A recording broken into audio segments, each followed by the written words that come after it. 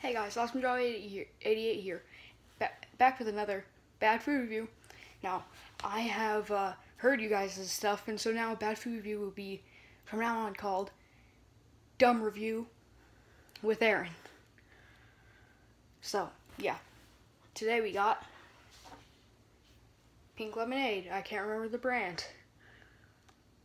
I'll put it in the comments when I remember it.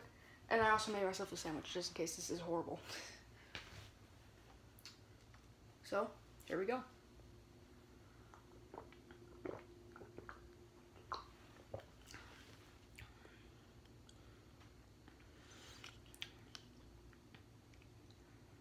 That's good, but not as good as the lemonade that's fresh, because this is powdered lemonade.